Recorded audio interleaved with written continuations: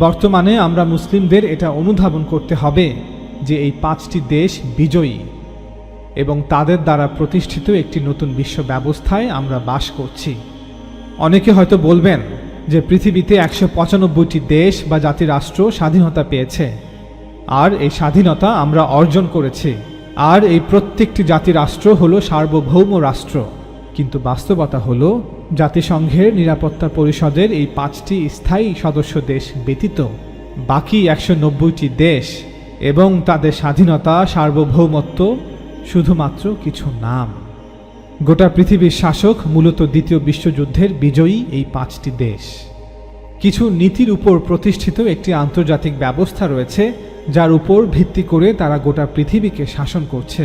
এই 5টি দেশের বাইরে আর কোনো শক্তি নেই যা তাদের চ্যালেঞ্জ করতে পারে।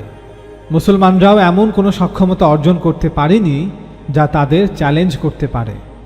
সুতরাং এই 5 ভেটো রাষ্ট্রই আসলে পৃথিবীর শাসক রাষ্ট্র।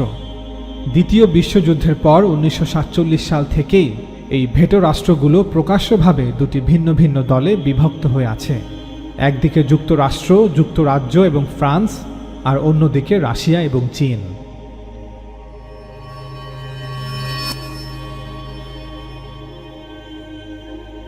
আমরা সবাই জানি যে প্রথম বিশ্বযুদ্ধে মিত্রশক্তিগুলো ছিল যুক্তরাজ্য, যুক্তরাষ্ট্র, ফ্রান্স, রাশিয়া এবং ইতালি। তারাই প্রথম বিশ্বযুদ্ধে জয়লাভ করে। এই যুদ্ধে উসমানী খিলাফত চরমভাবে পরাজিত হয়। ফলে ফিলিস্তিন ভূখণ্ড চিরতরে উসমানী খিলাফতের হাত ছাড়া হয়ে যায়।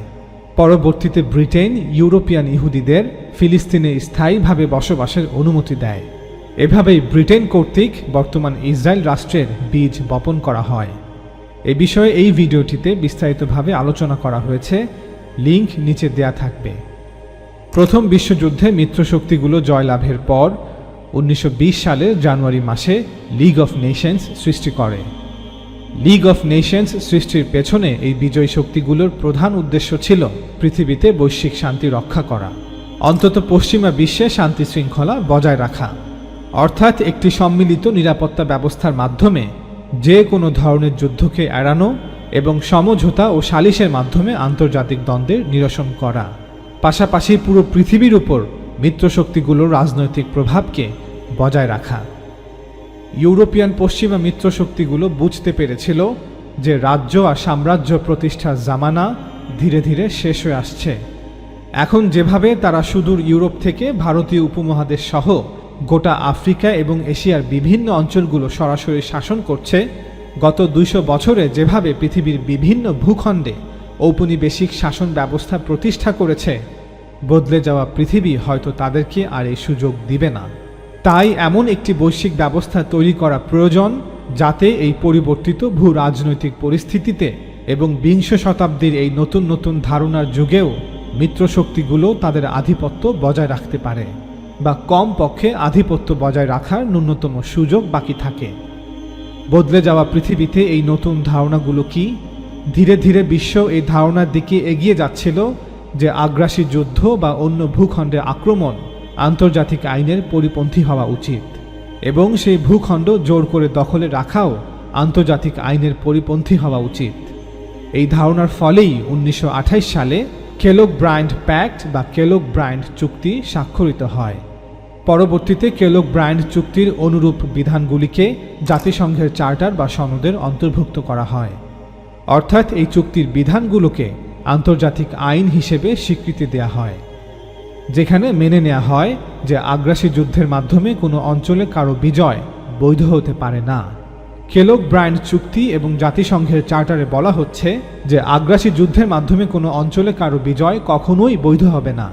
এখন স্বাভাবিকভাবেই প্রশ্ন আসবে, আমরা কিভাবে একটি নির্দিষ্ট অঞ্চল ঠিক করব? অর্থাৎ কোনো নির্দিষ্ট ভূখণ্ড বা অঞ্চলে কাদের সার্বভৌমত্ব বৈধ তা কিভাবে নির্ধারণ করব? এই প্রশ্নের উত্তর একটি, আর তা হলো জাতিরাষ্ট্র, অর্থাৎ একক জাতিগত পরিচয় বা জাতীয় আদর্শকে ভিত্তি করে গঠিত রাষ্ট্র। সুতরাং পৃথিবীর ভিন্ন ভিন্ন অঞ্চল বা ভূখণ্ডকে জাতিরাষ্ট্রের রূপ দিতে হবে, যেখানে শুধুমাত্র সেই নির্দিষ্ট জাতিগোষ্ঠীর সার্বভৌমত্ব বৈধ থাকবে এবং যেখানে অন্য কোনো জাতিগোষ্ঠীর আগ্রাসী যুদ্ধের মাধ্যমে ভূমি দখল বৈধ হবে না। এই কারণেই ইসরায়েল কর্তৃক ফিলিস্তিন ভূখণ্ড দখল আন্তর্জাতিক আইন অনুযায়ী অবৈধ এবং এটি একটি অপরাধ। এখন জাতিরাষ্ট্র প্রতিষ্ঠা করতে হলে প্রথমেই যে প্রশ্নটি সামনে চলে আসে তা হলো এই সার্বভৌম রাষ্ট্রের ভিত্তি কি হবে, অর্থাৎ এই রাষ্ট্র কি শুধুমাত্র জাতীয়তার উপর ভিত্তি করে প্রতিষ্ঠিত হবে নাকি এর ভিত্তি হবে একটি নির্দিষ্ট ভূখণ্ড বা অঞ্চল। আরেকটি প্রশ্ন হলো একটি নির্দিষ্ট ভূখণ্ডে একাধিক জাতিগোষ্ঠী বসবাস করলে সেই রাষ্ট্রের ভিত্তি কি হবে। যেহেতু জাতিগত ভিত্তিতে মানুষকে আলাদা করা সম্ভব ছিল না, কারণ পৃথিবীর প্রায় সকল ভূখণ্ডেই বিভিন্ন জাতিগোষ্ঠীর মানুষের একত্র বসবাস ছিল। উদাহরণস্বরূপ ভারতবর্ষ, যেখানে হিন্দু, মুসলিম, বৌদ্ধ, খ্রিস্টান সহ নানা জাতিগোষ্ঠীর মানুষের বসবাস। তাই একটি নির্দিষ্ট ভূখণ্ডের উপর ভিত্তি করে জাতিরাষ্ট্রের ধারণাটি আন্তর্জাতিকভাবে প্রতিষ্ঠা লাভ করে। যে মুহূর্তে আপনি এই বাস্তবতা অর্থাৎ ভূখণ্ডের উপর ভিত্তি করে জাতিরাষ্ট্রের ধারণাটি মেনে নেবেন, তখন এর স্বাভাবিক পরিণতি হলো আপনাকে এটাও মেনে নিতে হবে যে যদি এই জাতিরাষ্ট্রগুলো অস্তিত্বে আসে তবে প্রতিটি জাতির সেলফ ডিটারমিনেশন বা আত্মনিয়ন্ত্রণের অধিকার রয়েছে। অর্থাৎ আন্তর্জাতিক ব্যবস্থায় একটি জাতি তাদের নিজেদের ভাগ্য নির্ধারণের আইনগত অধিকার সংরক্ষণ করে। সুতরাং পৃথিবীর সকল জাতিরাষ্ট্রকে অন্য আরেকটি জাতিরাষ্ট্রের আত্মনিয়ন্ত্রণের অধিকারকে স্বীকৃতি দিতে হবে। তারা যদি নিজেদের সরকার নিজেরাই গঠন করতে চায় তাহলে তারা তা করতে পারবে। এই কারণেই আমরা মুসলিমরা দাবি করি যে ফিলিস্তিন এবং কাশ্মীরের মুসলমানদের সেলফ ডিটারমিনেশন বা আত্মনিয়ন্ত্রণের অধিকার রয়েছে, অর্থাৎ তাদের পৃথক স্বাধীন রাষ্ট্র গঠনের অধিকার রয়েছে, যেমন অধিকার রয়েছে ব্রিটেন বা আমেরিকার খ্রিস্টানদের। মানুষের মৌলিক অধিকার, মানবাধিকার, জাতির আত্মনিয়ন্ত্রণের অধিকার, সার্বভৌম জাতিরাষ্ট্রের নাগরিকদের শাসক নির্বাচনের অধিকার এবং আইনের শাসন, এই ধরনের বিভিন্ন নতুন নতুন ধারণাকে বিংশ শতাব্দীর শুরুর দিকেই আন্তর্জাতিকভাবে স্বীকৃতি দেয়া হয়। ৩০০ বছরেরও বেশি সময় ধরে এই সমস্ত ধারণাগুলি নিয়ে পশ্চিমা জগতের বিভিন্ন দর্শনবিদ এবং চিন্তাবিদরা আলোচনা করেছেন। এর ফলেই আজ এই নতুন পৃথিবী, এই নতুন জগৎ শুধু নতুন নতুন যুদ্ধ বিমান তৈরি বা কম্পিউটার তৈরির মধ্যেই সীমাবদ্ধ ছিল না, এর সাথে সাথে সামাজিক বিজ্ঞানের বিকাশ ও অগ্রগতিও হয়েছে। ফলে এই নতুন নতুন ধারণাগুলি বিশ্বকে তার মুঠোয় নিয়ে গেছে। একদিকে পৃথিবীতে জন্ম নেয়া কিছু নতুন ধারণা এবং অন্যদিকে প্রথম বিশ্বযুদ্ধের মিত্রশক্তিগুলোর অপ্রতিরোধ্য বিজয়, এই সব কিছু একটি নতুন ওয়ার্ল্ড অর্ডার, একটি নতুন ইউনিভার্সাল সিস্টেম, একটি নতুন বিশ্ব ব্যবস্থার জন্ম দেয়। সেই নতুন বিশ্ব ব্যবস্থায় লিগ অফ নেশনস ব্রিটেনকে একটি ম্যান্ডেট প্রদান করে যে ব্রিটেন প্রথম বিশ্বযুদ্ধে বিজয়ী শক্তি হলেও ফিলিস্তিন ভূখণ্ডকে তার সাম্রাজ্যে অন্তর্ভুক্ত করবে না, তবে ফিলিস্তিন ভূখণ্ড ব্রিটিশ প্রশাসনের অধীনে পরিচালিত একটি ভৌগোলিক অঞ্চল হবে। ব্রিটিশরা 1922 সালের জুন মাসে লিগ অফ নেশনস থেকে ফিলিস্তিন ভূখণ্ডের জন্য এই কর্তৃত্ব লাভ করে। সাবেক ওসমানীয় সাম্রাজ্যের অধিকৃত অঞ্চলগুলো নিজের পায়ে দাঁড়ানোর আগ পর্যন্ত পরিচালনার জন্য এই ম্যান্ডেট প্রথা বা কর্তৃত্ব প্রদান প্রথা চালু করা হয়েছিল। এভাবেই শক্তির জোরে ব্রিটেন সরাসরি ফিলিস্তিন শাসন করে। ঠিক এরপরই ব্রিটেন ইহুদিদের সাথে করা বালফোর চুক্তি অনুযায়ী ফিলিস্তিন ভূখণ্ডে ইহুদি রাষ্ট্র প্রতিষ্ঠার সব রকম ব্যবস্থা গ্রহণ করে। ব্রিটিশ ম্যান্ডেটের 1 বছর পর অর্থাৎ 1923 সালের পরিসংখ্যান অনুযায়ী সে সময় ফিলিস্তিনে মুসলিমদের সংখ্যা ছিল প্রায় 5,90,000 এবং খ্রিস্টানদের সংখ্যা ছিল 73,000-এর কিছু বেশি। অন্যদিকে ইহুদিদের সংখ্যা ছিল প্রায় 84,000। এই 84,000 ইহুদিদের মধ্যে প্রায় সকলেই 1880 সালের পর ফিলিস্তিনে প্রবেশ করেছে। 1923 সালে এটা স্পষ্ট ছিল যে 84,000-এর এই ক্ষুদ্র জনসংখ্যা নিয়ে ইহুদিদের পক্ষে একটি ইহুদি জাতিরাষ্ট্র প্রতিষ্ঠা করা সম্ভব ছিল না। তাই ব্রিটেন ইহুদিদের এই প্রচেষ্টাকে আরও সহজ করার চেষ্টা করছিল। পৃথিবীর বিভিন্ন দেশে বসবাসকারী ইহুদিদের ফিলিস্তিনে এসে বসতি নির্মাণে সব রকম সহায়তা করে যাচ্ছিল এই দেশটি। 1945 সালে দ্বিতীয় বিশ্বযুদ্ধ শেষে ফিলিস্তিন ভূখণ্ডে ইহুদিদের সংখ্যা দাঁড়ায় প্রায় 5,54,000, যেখানে মুসলিমদের সংখ্যা ছিল প্রায় 10,62,000। প্রথম বিশ্বযুদ্ধের ন্যায় দ্বিতীয় বিশ্বযুদ্ধেও মিত্রশক্তিগুলোই বিজয় অর্জন করে। দ্বিতীয় বিশ্বযুদ্ধের প্রধান 5 মিত্রশক্তিগুলো ছিল যুক্তরাজ্য, ফ্রান্স, যুক্তরাষ্ট্র, রাশিয়া এবং চীন। পরবর্তীতে পূর্ব পশ্চিমের আরও অনেক রাষ্ট্র মিত্রশক্তিতে যোগ দেয়।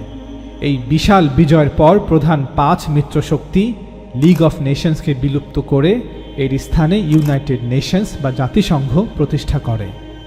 এই দীর্ঘ আলোচনার সারমর্ম হল, বর্তমান ইউনাইটেড নেশনস বা জাতিসংঘ সকল জাতি বা রাষ্ট্র মিলে গঠন করেনি।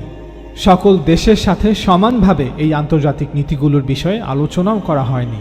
প্রকৃত অর্থে জাতিসংঘ হচ্ছে প্রথম এবং দ্বিতীয় বিশ্বযুদ্ধের বিজয়ীদের দ্বারা প্রতিষ্ঠিত একটি নতুন বিশ্ব ব্যবস্থা, একটি নতুন ওয়ার্ল্ড অর্ডার। এজন্যই জাতিসংঘের নিরাপত্তা পরিষদের স্থায়ী সদস্য এই ৫টি দেশ: মার্কিন যুক্তরাষ্ট্র, যুক্তরাজ্য, ফ্রান্স, রাশিয়া এবং চীন। এবং এই ৫টি দেশই ভেটো দেওয়ার ক্ষমতা সংরক্ষণ করে। দ্বিতীয় বিশ্বযুদ্ধের পর জাতিসংঘের চার্টার দ্বারা কেলগ-ব্রায়ান্ট চুক্তির বিধানকে পুনরায় নিশ্চিত করা হয় যে আগ্রাসী যুদ্ধের মাধ্যমে ভূখণ্ড দখল শান্তির বিরুদ্ধে অপরাধ। আর্টিকেল ২-এর ৪ নং প্যারাগ্রাফে বলা হয়, all the members shall refrain in their international relations from the threat or use of force against the territorial integrity or political independence of any state.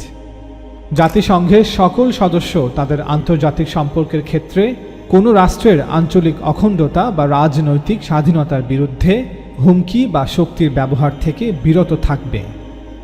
বর্তমানে আমরা মুসলিমদের এটা অনুধাবন করতে হবে যে এই ৫টি দেশ বিজয়ী এবং তাদের দ্বারা প্রতিষ্ঠিত একটি নতুন বিশ্ব ব্যবস্থায় আমরা বাস করছি। অনেকে হয়তো বলবেন যে পৃথিবীতে ১৯৫টি দেশ বা জাতিরাষ্ট্র স্বাধীনতা পেয়েছে, আর এই স্বাধীনতা আমরা অর্জন করেছি, আর এই প্রত্যেকটি জাতিরাষ্ট্র হলো সার্বভৌম রাষ্ট্র। কিন্তু বাস্তবতা হলো জাতিসংঘের নিরাপত্তা পরিষদের এই ৫টি স্থায়ী সদস্য দেশ ব্যতীত বাকি ১৯০টি দেশ এবং তাদের স্বাধীনতা, সার্বভৌমত্ব শুধুমাত্র কিছু নাম। গোটা পৃথিবীর শাসক মূলত দ্বিতীয় বিশ্বযুদ্ধের বিজয়ী এই ৫টি দেশ। কিছু নীতির উপর প্রতিষ্ঠিত একটি আন্তর্জাতিক ব্যবস্থা রয়েছে যার উপর ভিত্তি করে তারা গোটা পৃথিবীকে শাসন করছে। এই ৫টি দেশের বাইরে আর কোনো শক্তি নেই যা তাদের চ্যালেঞ্জ করতে পারে। মুসলমানরাও এমন কোনো সক্ষমতা অর্জন করতে পারেনি যা তাদের চ্যালেঞ্জ করতে পারে। সুতরাং এই ৫ ভেটো রাষ্ট্রই আসলে পৃথিবীর শাসক রাষ্ট্র। দ্বিতীয় বিশ্বযুদ্ধের পর ১৯৪৭ সাল থেকেই এই ভেটো রাষ্ট্রগুলো প্রকাশ্যভাবে দুটি ভিন্ন ভিন্ন দলে বিভক্ত হয়ে আছে। একদিকে যুক্তরাষ্ট্র, যুক্তরাজ্য এবং ফ্রান্স, আর অন্যদিকে রাশিয়া এবং চীন।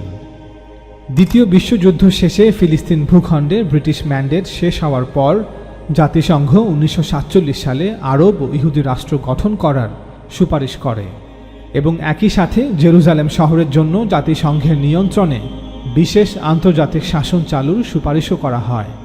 জাতিসংঘের সাধারণ পরিষদে তৎকালীন সদস্যভুক্ত ৫৭ রাষ্ট্রের মধ্যে ৩৩টি রাষ্ট্র এই সুপারিশের পক্ষে ভোট প্রদান করে, ১৩টি রাষ্ট্র এর বিপক্ষে ভোট দেয়, ১০টি রাষ্ট্র ভোট প্রদানে বিরত থাকে, আর একটি রাষ্ট্র সাধারণ পরিষদের সেই অধিবেশনে অনুপস্থিত থাকে। কোনো এক অজানা কারণে সোভিয়েত ইউনিয়ন এই সুপারিশের পক্ষে ভোট প্রদান করে। অপরদিকে কমিউনিস্ট চীন এই সিদ্ধান্তের বিপক্ষে ভোট না দিয়ে বরং ভোট প্রদানে বিরত থাকে। জাতিসংঘের এই সুপারিশ ন্যায়সঙ্গত ছিল কিনা বা এই সুপারিশ ফিলিস্তিনিদের সাথে অন্যায় হয়েছিল কিনা সেই বিতর্ক করে কোনো লাভ নেই।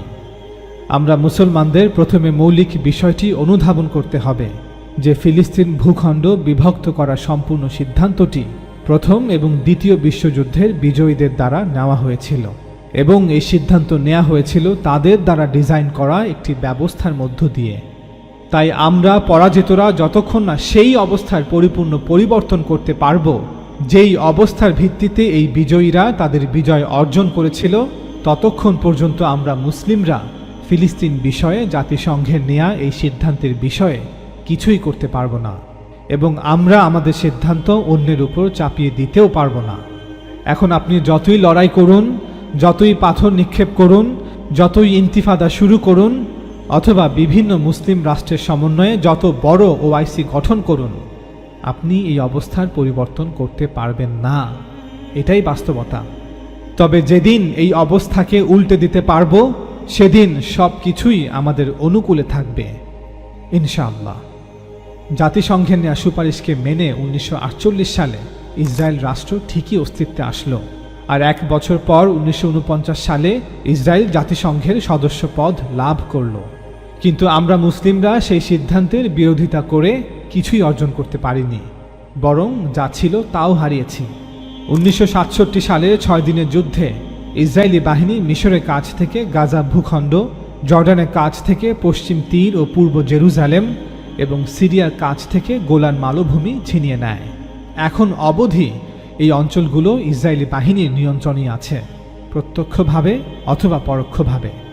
এই বাস্তবতার পরিপ্রেক্ষিতে বলতেই হয় যে প্রথম বিশ্বযুদ্ধের পরাজিত শক্তি হিসেবে 1947 সালেই আমাদের উচিত ছিল জাতিসংঘের নেয়া সুপারিশকে মেনে নিয়ে আন্তর্জাতিক পর্যায়ে মুসলিম নেতৃত্বের উচিত ছিল এমন কর্মসূচি গ্রহণ করা যাতে আমরা তাদের এই জয়কে পরাজয়ে পরিণত করতে পারি এবং আমাদের এই পরাজয়কে জয়ে পরিণত করতে পারি। মনে রাখবেন, আমরা প্রথম বিশ্বযুদ্ধের পরাজিত শক্তি।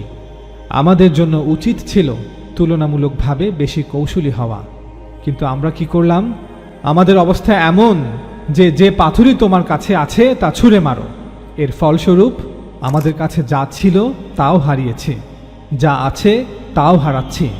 ফিলিস্তিনকে কেন্দ্র করে বিগত 70 বছরে আমাদের দ্বারা গৃহীত কর্মপরিকল্পনাগুলো কোনোভাবেই মেনে চলার উপযুক্ত নয়। আমাদের বুঝতে হবে যে ফিলিস্তিন বিভাজন আন্তর্জাতিক পর্যায়ে নেওয়া একটি সিদ্ধান্ত। এই সিদ্ধান্তকে উল্টে ফেলার জন্য আমাদের সেই একই সংগ্রাম করতে হবে যা পশ্চিমের জাতিগুলো বিগত 300 বছর ধরে করেছে। যেদিন আমরা তাদেরকে এই প্রতিযোগিতায় পরাজিত করতে পারব, সেদিন আবার আমাদের সিদ্ধান্তগুলো তাদের উপর চাপিয়ে দিতেও পারব।